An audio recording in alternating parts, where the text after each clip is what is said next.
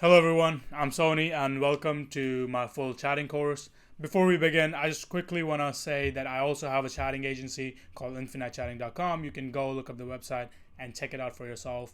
And I also have a free Telegram group for creators and agency to network, help each other, and all that good stuff. I can drop some free sauce there as well once there are enough people. But moving on, I don't want to waste your time. So basically, before I get started with the profile setup and marketing part of chatting, I want you to understand why it is there in the first place. If anyone of you have experience in sales or know Jordan Belfort, that is where I learned it from. There's this thing called straight line persuasion, and if with any kind of conversation or sales pitch you're trying to achieve a goal, it needs to be a straight line for it to be most efficient and most effective. And that is how you're going to see this form at the end as well, because I will be releasing multiple parts and you will see at the end that this is a straight line. So we have to start from the beginning. The first touch, when the first time the subscriber or the potential fan sees the girl and follows them on Instagram or sees them on Reddit and is kind of intrigued or interested in the girl in itself. So there are many things that they will see, of course, depending on the platform. But the basic rule here is the click progression.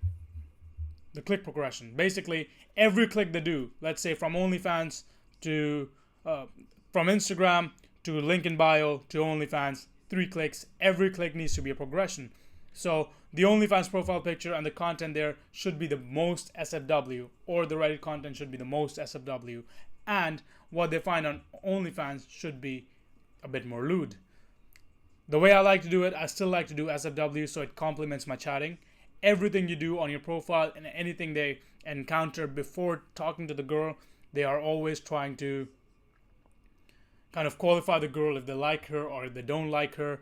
If they want to subscribe, if they want to invest more money, how the girl is, they're just trying to figure that out as well, subconsciously. So let's say a fan is coming from Instagram to link in bio and then to OnlyFans. It needs to be a progression. So let's say the profile picture on Instagram is something very normal. The profile picture on the link in bio needs to be a bit sexier, and then so on the OnlyFans account. Very simple stuff. One thing you need to understand, things that you show for free on social media will always influence your purchases and what they're looking for while chatting, while you're OnlyFans, etc. And if you post porn on Reddit, you won't be able to sell fucking mirror pictures or air, because then it's a porn star, then it's not an OnlyFans creator. GFE, we like to do this a GFE way, and this is what I'm going to teach in this video and all the videos and everything I release, because I do not do porn. So next step is the OnlyFans page setup. The OnlyFans page setup is also important. It's like the middle of the funnel. So top of the funnel is your social media, middle of the funnel is the OnlyFans page. So if you see here, profile picture, banner, bio, CTA, and promotion, these are the things that majorly affects your girl's conversion rate, your creator's conversion rate. Profile picture is something I like to A/B test a lot. Banner as well, bio as well. Some tips I want to give you for a good bio is, do not make it $9.99 bundle, a BB, GG, all that content I have available. I do this. No, it's not a flea market. Do not treat it as a menu. You need to treat it as a real girl's bio. The frame I like to use for setting up a profile for all my creators is a girl who's clueless and doing OnlyFans by herself. She doesn't have an agency. That is the frame you want to do, because fans are getting tired and sick of the agencies. There are too many. They're all the same, and there's really not much difference, and it's very low quality or just porn in there.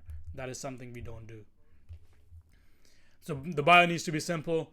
There's basically no rules except for don't make it look like a fucking Temu website.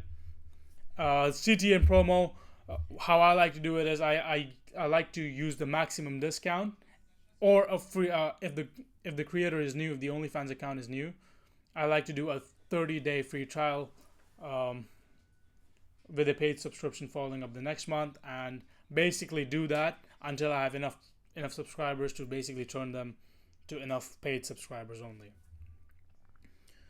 Pin posts. Your pin posts are a really good way of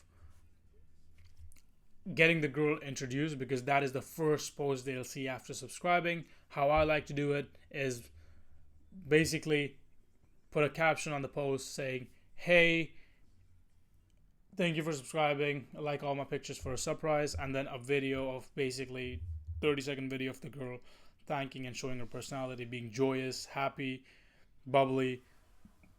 You need to make sure the girl is positive. It also depends on the kind of niche. If she's into dom and stuff, she needs to portray that. If she's younger, 18, 19, 20, she needs to be bubbly and happy. But usually positive attributes works the best. Stories is a hidden tool that can help you increase your chatting revenue by a lot, because not a lot of people are using this. And also you have to understand, all the fans that subscribe to you, they are subscribed to probably 100 different girls.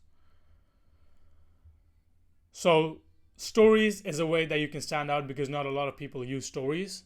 And the way I like to treat stories is kind of like an OnlyFans close friends, not OnlyFans, Instagram close friend stories, or some of these only Instagram influencers that are not on OnlyFans, they have Instagram subscription, and then there they post subscription, they post a bit of sexier content.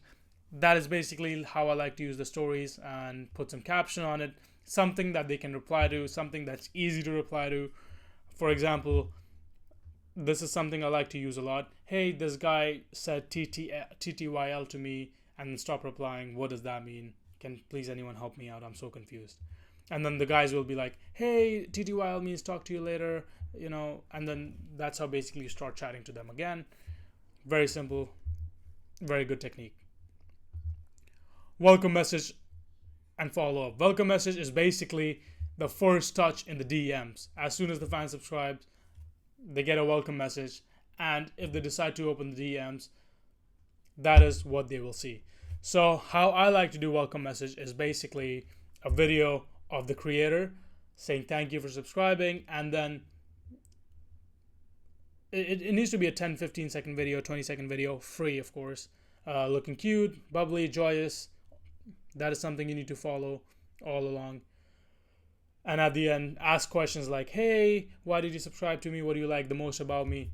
So the fan can reaffirm the reasons and feel good about the purchase he just made, and want to talk to the girl more, because he knows now what he likes. And that is something that you can use to basically set up sequences and kind of know that, okay, most of the people coming to this profile are coming for, let's say, a specific reason: eyes, hair, other reasons. And then that can help you make content better, that can help you make sequences better, that can help you sell better overall. So you have to understand that everything needs to complement your chatting style and your chatting, so you can maximize it. Without chatting, you won't be able to make any money. Without good chatting, it's really hard to make good money. Let's say you have 1,000 paid subs coming at $3 a month. That's $3,000 a month just from subscription. But if you have a good chatting and a good ratio, that's $30,000 to $40,000 per month. If it's a little bit down, it's still $15,000 to $20,000 a month, easy. So if you don't have good chatting, you're not gonna make good money. You're leaving plenty of money on the table. And as my mentor told me, you can never afford to leave money on the table. That's why you need to always be upgrading your systems and finding out how you can sweep the table clean every single time.